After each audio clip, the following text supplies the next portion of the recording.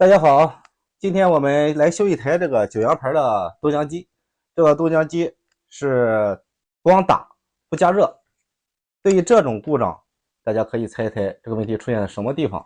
现在我们把这个维修这个豆浆机的给大家分享一下。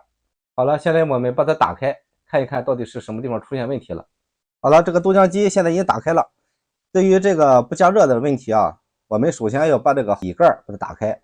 这个底盖打开以后，我们就第一眼看见的就是它的发热芯儿，这一圈铝制的就是它的发热芯儿，然后一边一个端子，还有一个是什么？有一个是135度的一个温控，还有一个是热保险。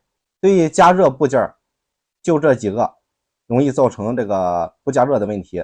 还有一个就是上面的电导板，电导板是在这个盖子上面的电导板。一般情况下都是底部的这些配件出现问题了。碰见不加热的问题，我们首先要测量这个加热管这两个端子它的阻值，看看加热管断没断，这是第一步。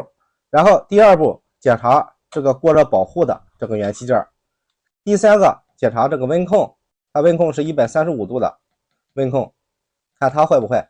经过刚才我检查，这个豆浆机是这个温控坏了。它怎么测量呢？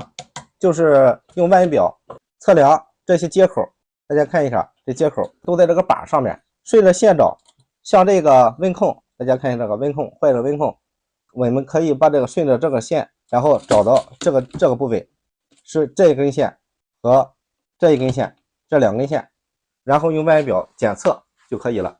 检测的时候用万用表打到风鸣档，然后检测这两个角，大家看一下，这两个角如果是正常的话，应该是导通的。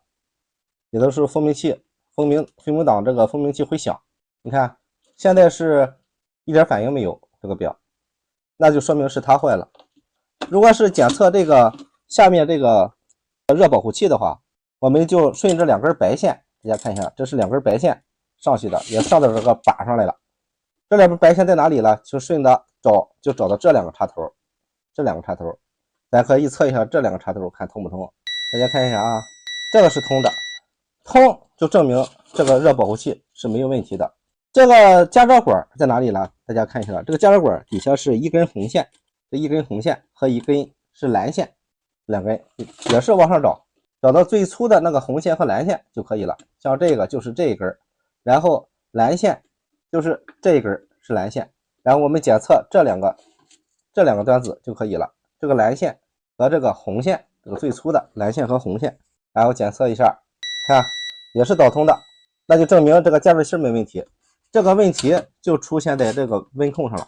大家可以看一下这个温控，这个温控上面有标注啊，这个是个10安的10安135度的一个温控开关，把它换下来，换的时候底下要涂上导热硅胶，导热硅胶涂好了以后，把它螺丝拧紧，那么这个问题就能排除。